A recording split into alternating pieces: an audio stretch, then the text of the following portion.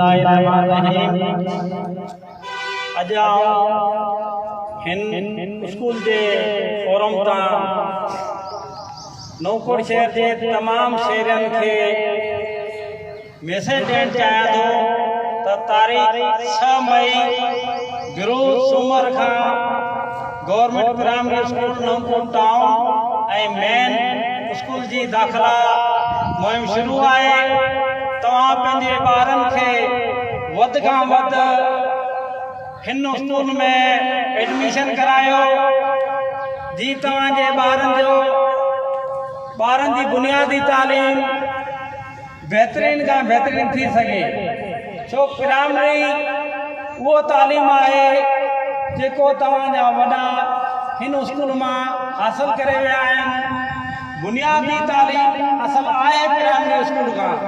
अगर कें बार जो बुनियाद मजबूत होंदो तो अगते हली इंशाअल्लाह आला का आला तालीम हासिल करे सघंदो।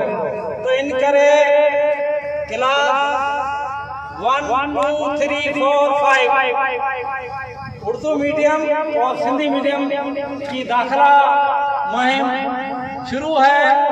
इसलिए अपने बच्चों को ज़्यादा से ज़्यादा गवर्नमेंट स्कूल में दाखिला कराओ, उनकी एडमिशन कराओ और हवादार सोलर सिस्टम पंखे और बड़ा ग्राउंड मैदान है बच्चों के खेलने के लिए।